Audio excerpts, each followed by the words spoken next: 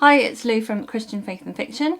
I'm going to share with you my thoughts on some Christian fiction books that I've read recently, as well as one other book. I don't know about you, but I always like to know whether a book is going to be worth reading when I pick it up. Is it going to be worth my time or my money? So hopefully as I share my thoughts on these books, it will help you to know whether it's something you're going to like or not.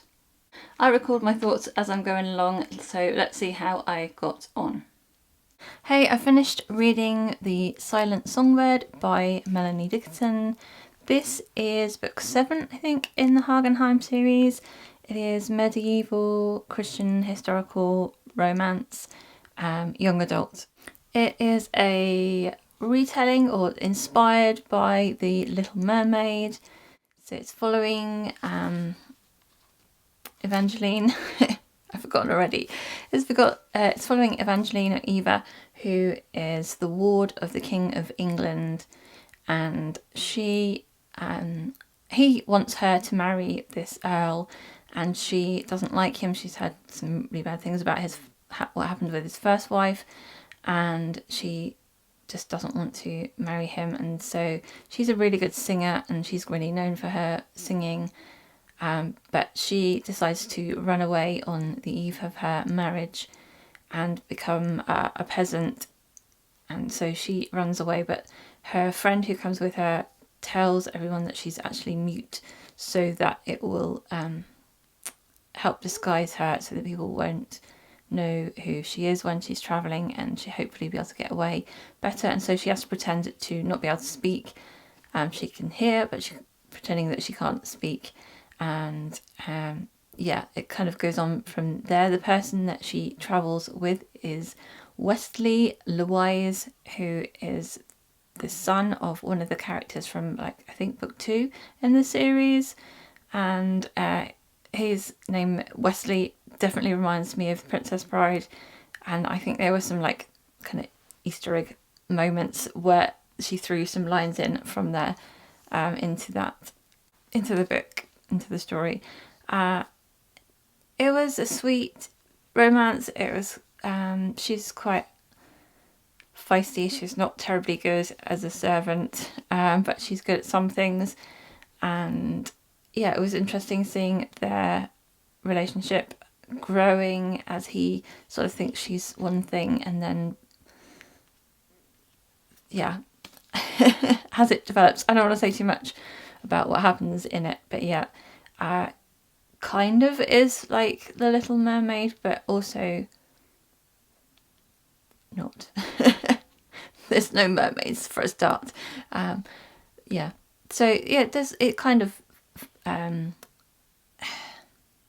does kind of fit in with it. I enjoyed it. I enjoyed it as a story. There were moments where I was like, this doesn't feel quite realistic, or it feels a bit sort of twee or cheesy, but mostly I enjoyed the story and I enjoyed the characters in that one, and so I give it an 8 out of 10 for story enjoyment rating and a 2 out of 3 for Christian faith rating. The characters are Christians, and it comes out in the story that they have faith in God, so that was good. I finished reading All the Lost Places by Amanda Dykes. This is historical fiction set in Venice for the most part. It is following a guy called Daniel, who is an ex-convict who is trying to put right the things that he stole in the past, and he wants to put stuff right with his mum as well. And he gets the opportunity to travel to Venice to paint some of the places, draw some of the places, but also he has this book that is called The Book of Waters, which he has an unfinished copy of, and no one knows what's happened to the ending of it. So he is sort of tasked with this challenge to find out what the original ending of this book might be, and so he's going around in Venice trying to do that, and then is also following in a previous timeline the book itself, so we're reading the book as he's reading it and translating it.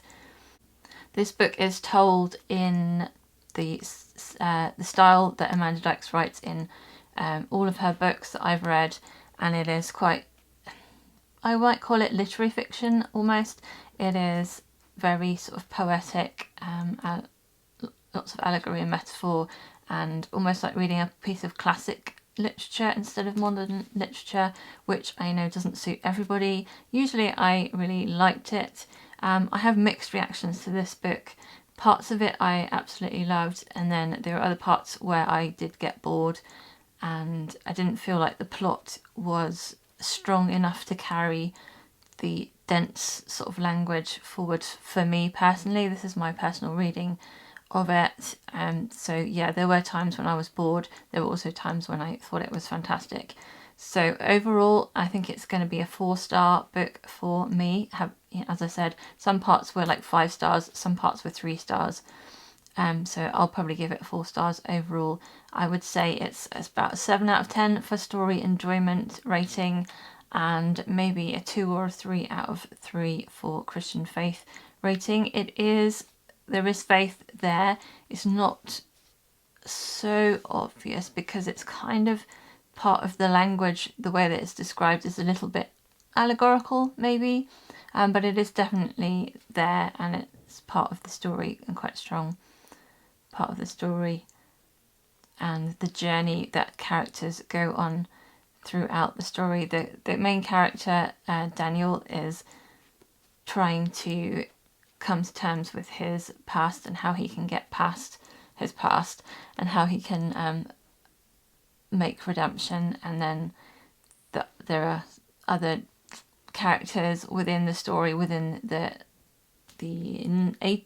1904 timeline and also the 1807 timeline as well, who are going on their own sort of journeys. And there's some very complex character studies going on within there. But as I say, at times the plot just wasn't as strong as some of her other books for me personally.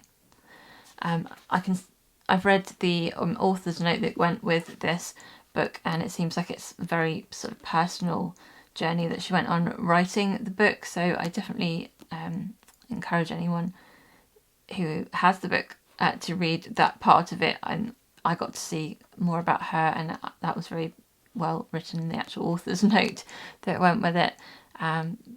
Yeah, if you don't like this style of writing, then this is definitely not one to start with.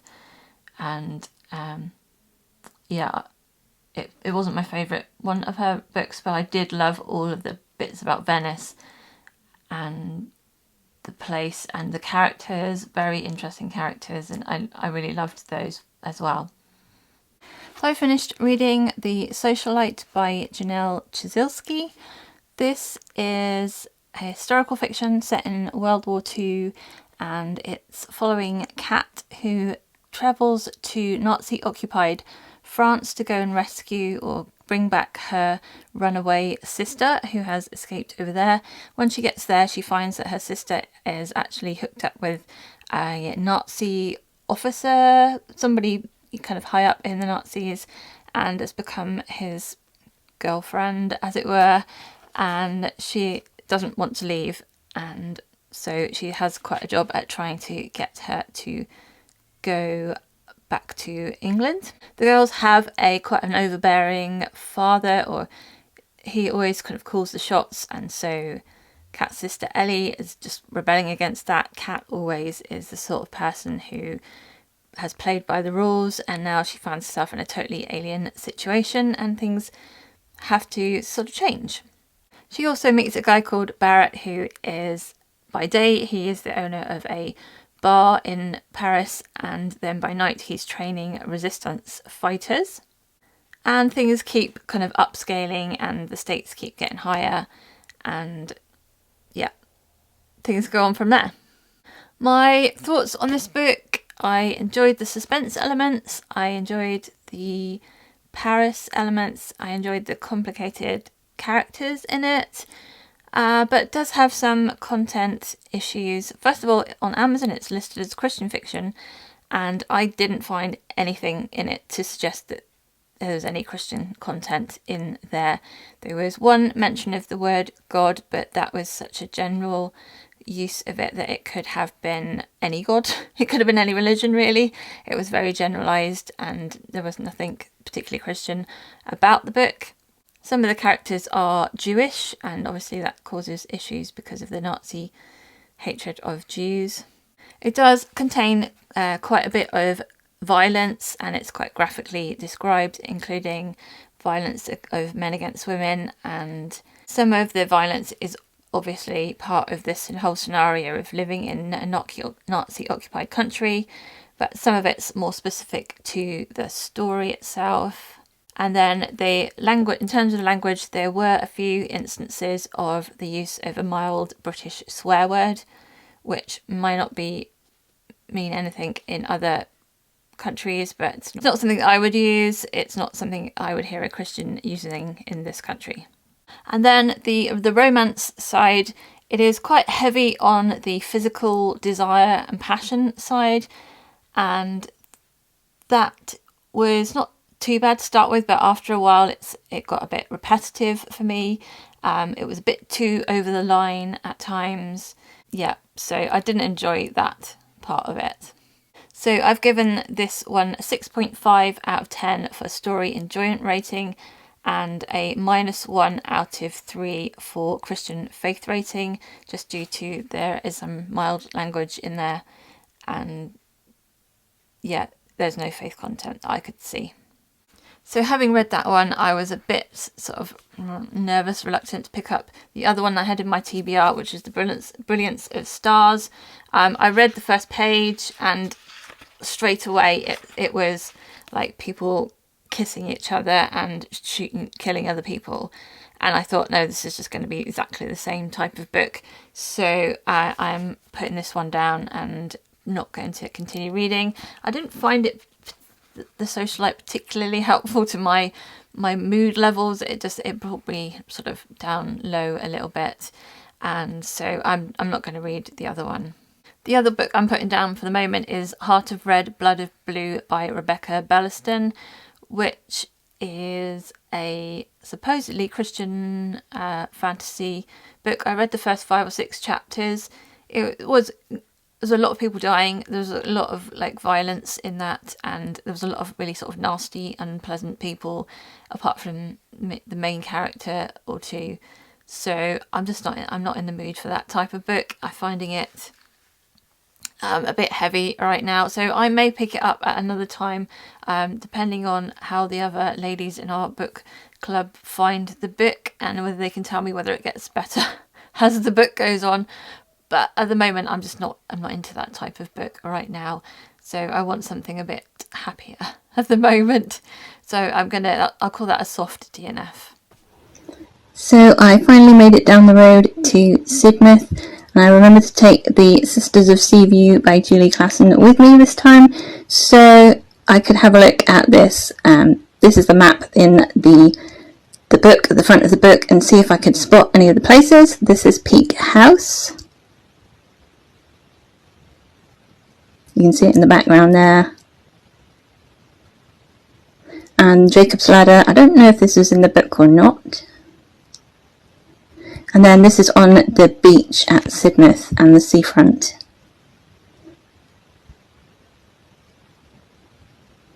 And we're walking along the seafront, and this is the York Hotel, now the Royal York and Faulkner Hotel. Then I stopped for coffee at Trump's, what used to be a grocery store I think it was built in 1813.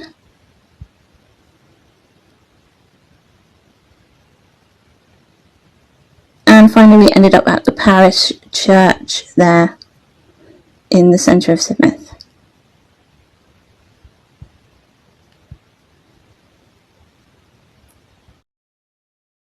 Hi, so I finished reading All That Really Matters by Nicole Deese. This is a contemporary Christian romance story. I absolutely loved it. It is following Molly, who is an Instagram influencer.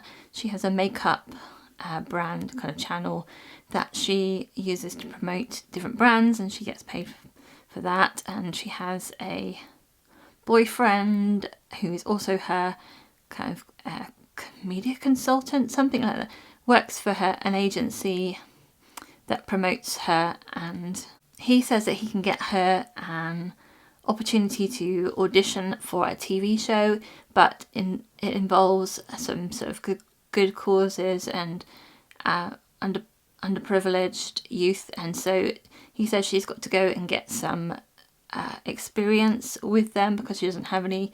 So she ends up volunteering at a home for children who have aged out of the foster care system, which means you can only be in foster care for a certain length of time, and then they cut the funding and you can't be part of a foster family anymore. You have to just go on to adulthood. So this house is like set up to help transition them from being in a home environment to being independent. There she meets Silas, who is the guy who is in charge, and she goes to try and interview to be there, and it doesn't go well. So that's how the story sort of starts, and it continues throughout in various ways. It's quite a long book actually for contemporary romance, about 400 pages. As I said, I really enjoyed this book. It has both kind of upbeat, light parts to it, as well as some like emotional roller coaster moments where the characters are dealing with all sorts of issues in themselves. They're dealing with issues that the clients, part of the scheme, are dealing with. There's a lot of faith content in here. She is kind of like the prodigal daughter, but not completely. She hasn't really fully gone away from her faith, but she's definitely not living a Christian life. She's kind of gone away from faith in that sense, but she has a journey of progression of coming back to God. And yeah, there's some good moments in there where the faith really make a huge difference to the storyline. So all in all, I'm going to give it 3 out of 3 for Christian faith content, and I think 9 out of 10 for story enjoyment rating. I'll give it 5 stars on Goodreads. I finished reading The Peasant's Dream by Melanie Dickerson. This is the last book in her Hagenheim series, and I was kind of happy sad to get to the end of this series. I have actually completed it now. I'm sad that I've completed it, but also it's a big achievement. There's like 11 books in it.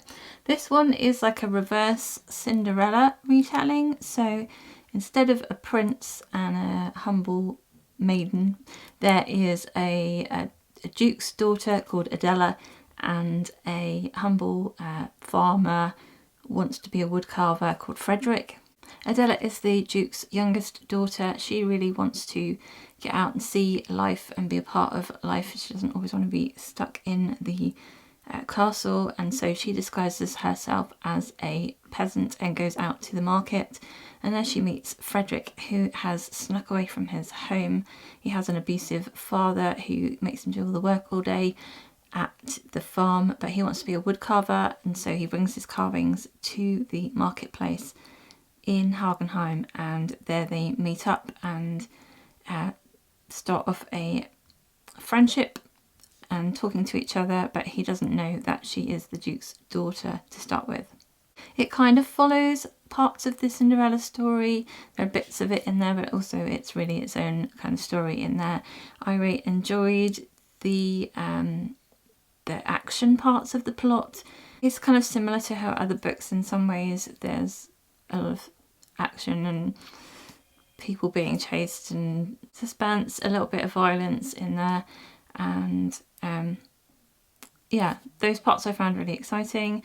I liked some of the relationships between the sub-characters, the side characters, and the main characters. Some of it I liked, some of it I found a bit cheesy. I don't know if that's because it's like teen romance, but I think it's more just the way it was written is a little bit cheesy at times. So I enjoyed it a lot. I would give it 4 stars and probably 8.5 out of 10 for story enjoyment rating, and a 2 out of 3 for Christian faith rating. So the final book that I read was 5 Go Off to Camp by Enid Blyton. This is book 7 in the Famous 5 series. It was quite fun. I enjoyed it. It was one I haven't read before as a child, and it is following them as they go on camping on the moor, and they see like what they call spook trains coming in and out of a cave or a tunnel on the moor. So yeah, it was fun. Maybe not the most original, but it was fine. I gave it 4 stars.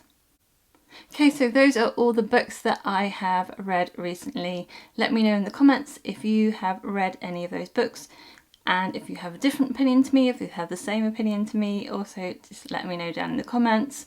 And also, as I said, let me know which is your favourite book that you've read recently.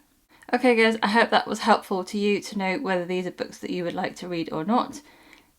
I hope you have a really great reading week, and I'll see you again soon. God bless.